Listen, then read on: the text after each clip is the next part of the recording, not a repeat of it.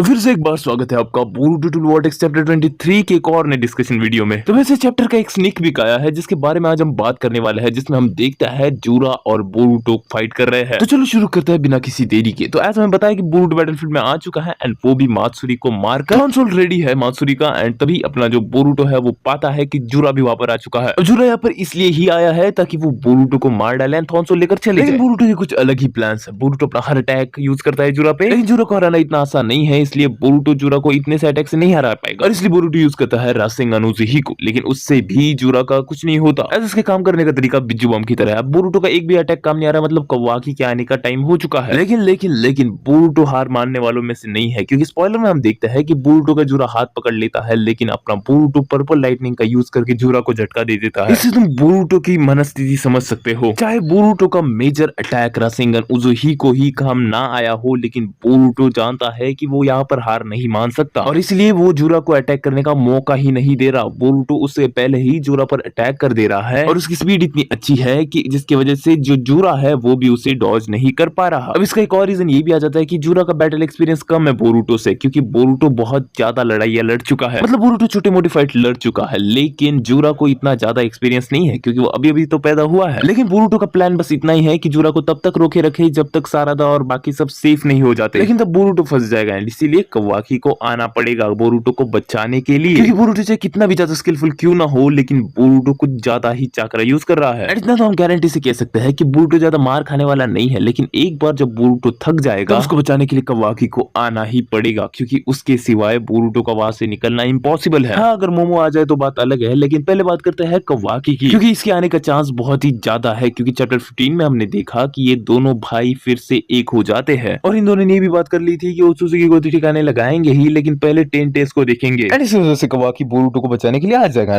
Boruto and कवाकी के बीच हमें लंबी कन्वर्सेशन देखने को मिलेगी अबाउट जूरा। हो सकता है कि हमें जूरा भी उस कन्वर्सेशन का हिस्सा देखने को मिले, जहां पर जूरा को भी बहुत सारी चीजें डिस्कवर करनी है, लेकिन जो बंदा 22 महीनों से नहीं दिखा है, क्या हमें वो देखने को मिलेगा? हाँ, देखने को मिलेगा। उसके बारे में बात करने से पहले बात कर लेते हैं थॉन्सोल के बारे में। ये एक मेन चीज है जिसकी वजह से ही बोरुटो रुका हुआ है, फाइट कर रहा है जूरा से। क्यों कर रहा है? क्योंकि इसके वजह से ही हिदारी रीजनरेट होकर वापस आ चुका है। एंड अगर जूरा के हाथ रियो का भी थॉन्सोल लग गया तो वो भी वापस आ जाएगा। और बस रियो ही नहीं, अगर रियो वापस आ गया तो मात्सुरी का वापस आना बनता है, लेकिन मेरे को नहीं लगता ऐसा होगा, क्योंकि फिर शिंजो आर्क कुछ ज्यादा ही बड़ा हो जाएगा। सारादा और टीम का ये मिशन है कि वो रियो का थॉन्सोल यूज करे शिंकी को छुड़ाने के लिए। एंड अगर ऐसा वो करेगी तो बोरुटो को बहुत बड़ी हेल्प हो जाएगी, ऐसा कोनो हमारा उन्हें बताएगा, क्योंकि इनके सेफ घर पहुंचने तक बोरुटो रोके रखा हुआ है, बस जूरा को नहीं बल्कि अपने अंदर के शैतान को भी, हाँ, मोमोशिकी को। और इसीलिए बोरुटो अपना सब कुछ दांव पर लगा देगा जूरा से फाइट करने में, लेकिन जूरा का स्टेमिना ज्यादा है बोरुटो से। सारादा होश में आने के बाद वो बोरुटो की मदद करना चाहेगी, लेकिन कोने उससे जाने नहीं देगा, क्योंकि सारादा अपना काम पूरा कर चुकी है, जो उसे करना था उसने कर लिया, अब उसका ज्यादा कुछ काम नहीं है स्टोरी में। सारादा भी one of the main reason है जिसकी वजह से बोरुटो यहाँ पर आया है, ताकि वो सबको बचा सके। तब वो ऐसा भी टाइम आएगा जब बोरुटो का चक्र खत्म हो जाएगा एंड जूरा बोरुटो पर भारी पड़ने लगेगा, तब कवाकी भी वहां पर होगा, लेकिन कवाकी भी इतना कुछ कर नहीं पाएगा। एंड तब कवाकी अपना कार्मा एक्टिवेट करेगा, अगर नहीं भी करेगा तो